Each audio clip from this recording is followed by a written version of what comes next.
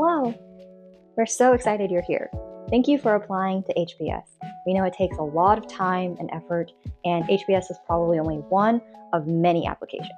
My name is Blue, and I will be interviewing you today. Belle will be joining me. I have read your application, but Belle has not, so she will be primarily observing and taking notes. Hi, I'm looking forward to getting to know you through our interview today. Like Blue said, I will be off to the side, observing and note-taking, so don't feel obligated to address me in your responses. Great, let's get started with the questions. The first question is, what does a day in your life and your job look like? So I would say every day looks different. Some days I'm building robots or I'm troubleshooting robots that we bought. Some days I'm at the plant on site with our stakeholders trying to figure out exactly what needs to be done, understanding design restrictions and challenges and brainstorming how it can be done. And other days I'm in meetings with senior executives and leaders asking for their support for the project by explaining the value case I built for the project. And still other days I'm in calls with vendors or traveling for conferences or events, trying to get a pulse for what new technology and ideas are out there, and understanding, what's on the horizon. I love my job, and I truly believe I have the best job in the company.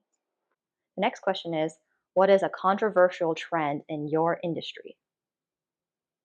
So it's pretty hard to keep up with the latest and greatest technology because the landscape is constantly changing. So for a while, that's what we were chasing. But after a lot of extensive work trying to make the cool technology, such as robot dogs, more reliable and explosion proof, I found that there is a need for a trend for more boring but reliable technologies, such as automated guided vehicles. So, when do you think the plant of the future will be achieved? That's a great question, and I'm not entirely sure, but my best guess would be not for another 10 plus years. I think at my level, it's kind of difficult to see what decisions are being made from a macro scale, but just from the technology side, there's a lot of work that needs to be done, not just to make robots, but sensors, connectivity, and data streams both compatible with each other and customizable to each plant, because each one of our plants is not the same, so there's currently no one size fits all solution. What is a skill your industry lacks, and how should companies adapt? Cloud architecture. In a world that is increasingly connected in our digital transformation efforts, we are struggling to acquire the technology and the infrastructure to make all the tools talk to each other.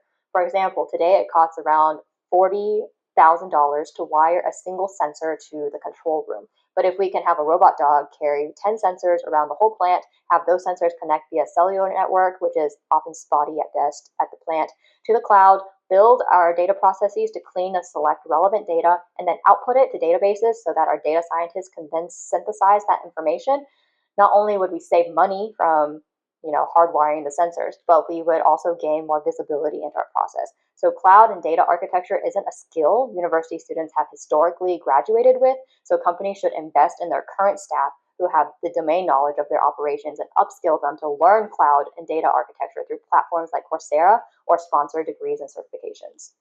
In your experience, who does innovation and where do they sit?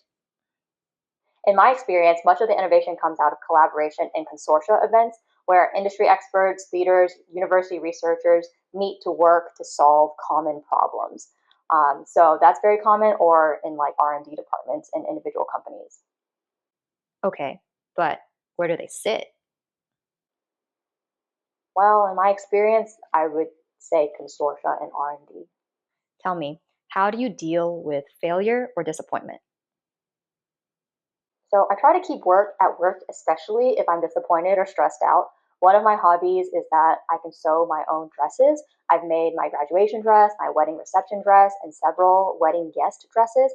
I know making dresses doesn't solve huge world problems, but it helps me disconnect, tap into my creative thinking, and clears my mind so that the next day I can come back to the problem or failure with a clear mind and hopefully new perspective. Why do you even want an MBA?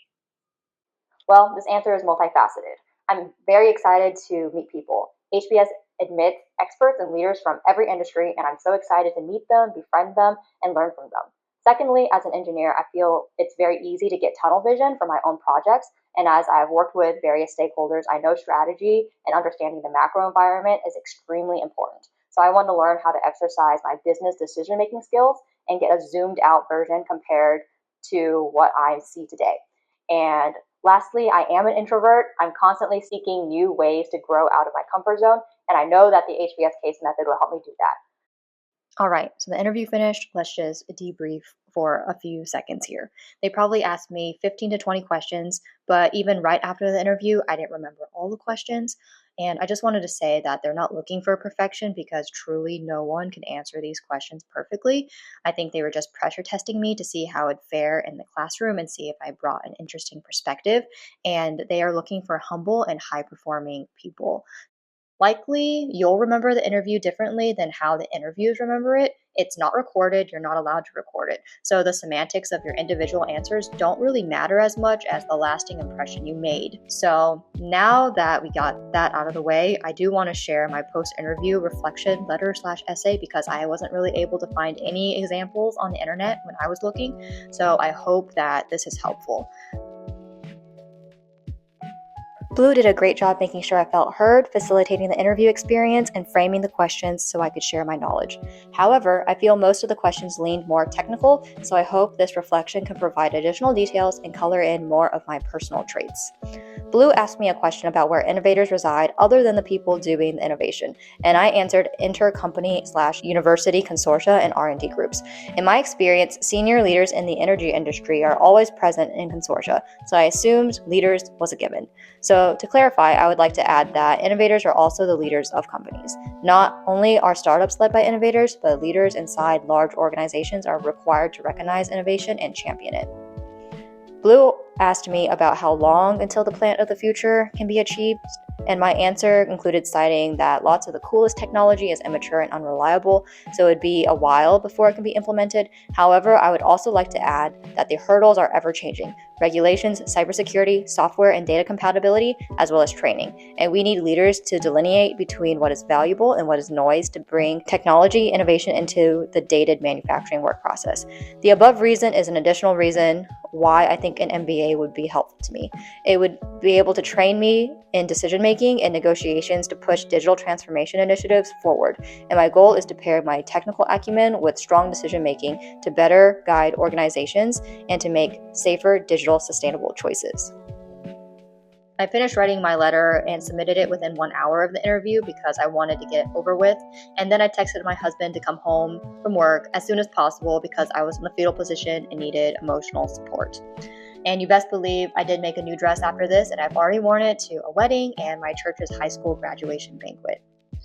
And I just wanted to leave you guys with this one quote from a HBS alumni. He is the one I got matched with after I got invited to my interview. And after my interview, I sent him an update saying that I didn't feel very confident, but I think I answered every question to the best of my ability. And he wrote, "Thanks for the update. I can tell you that most self-aware people are not confident after the interview. So I take that as a good sign. In my experience, there's a high correlation between people who think they crushed the interview and people who don't get in." And I think that quote says a lot about the type of people that HBS does choose to admit. And I did cling to this for the entire month and a half. I was waiting for my decision, and the correlation holds true, I think. So until next time, Bleu, Belle, and I are signing off.